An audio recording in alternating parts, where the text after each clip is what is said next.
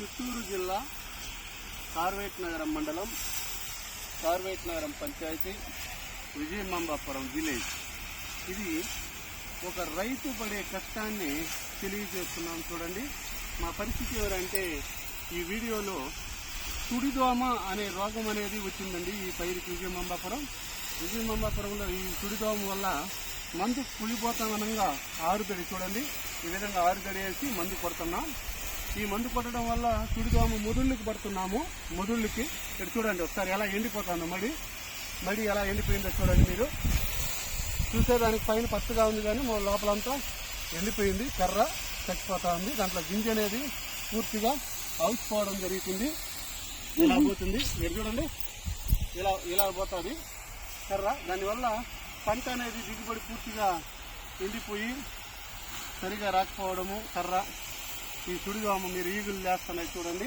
ఆ మొదుళ్ళల్లో కొట్టడం వల్ల మడి మొత్తం బోధమారిగా చూడు మొత్తం బోధమారిగా అయిపోయింది. కాబట్టి దానివల్ల ఇప్పుడు మందు కొడుతున్నాము. మీకు ఐడియా వస్తుంది ఇప్పుడు సుడిదోమ లేచే విధానం కూడా, ఈగులు పరిస్థితి ఎలా ఉందో చూడండి. కాబట్టి ఈ సుడిదోమ వల్ల రైతులకి ఎలాంటి నష్టం జరుగుతుంది, ఈ రైతు ఏ విధంగా నష్టపోతున్నాడు. అదే ఆక్వా రైతులైతే ఒకసారి రైతు నష్టపోయినాడంటే అందరికీ తెలియజేస్తారు. అదే చేనేత కార్మికుడు నష్టపోయినాడంటే అందరికీ తెలియజేస్తారు. చేపల రైతు నష్టపోయినాడంటే అందరికీ చేపల మార్కెట్ దెబ్బతినింది, ఆ రైతులను ఆదుకోవాలంటారు.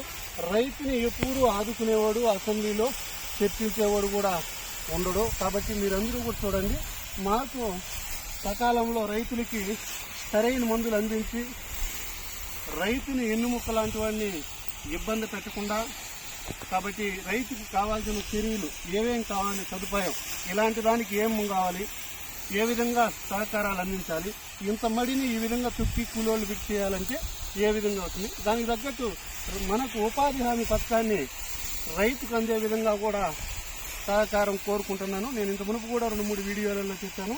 రైతు భరోసా, రైతు ఉపాధి హామీ పథకాన్ని రైతుకి అందజేసే విధంగా తెలియజేయమని ఇంత మునుపు నేను చాలా వీడియోలలో చెప్పాను.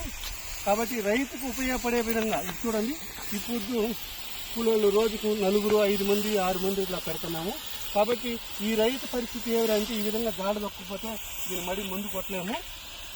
కాబట్టి మడి కొట్టుకుంటూ ఈ విధంగా లోపల గన్ను పెంపించి కొట్టడం వల్ల పురుగు చచ్చిపోతుంది.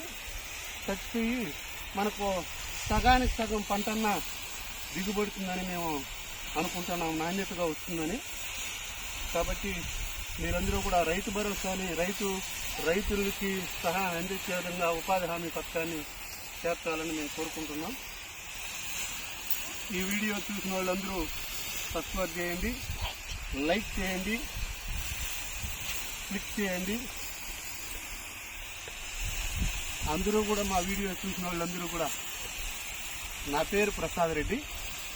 నేను ఈ వీడియో చూసిన వాళ్ళందరూ కూడా మాకు సబ్స్క్రైబ్ చేసి మా పరిస్థితి ఇలా ఉండడం వల్ల మీరు అందరికీ రైతుకి ఆదుకునే విధంగా మనం ఏం చేస్తే బాగుంటుంది అనేది మీరు చూడండి. కాబట్టి ప్రతి ఒక్కరు కూడా వీడియో తీసిన రైతులకి, ఉన్న ఎమ్మెల్యేలకి, ఎంపీలకి అందరూ కూడా సహకారం చెప్పడం ఎవరంటే మమ్మల్ని కూడా చర్చించండి, చూడండి మా రైతు పరిస్థితి ఎలా ఉందో.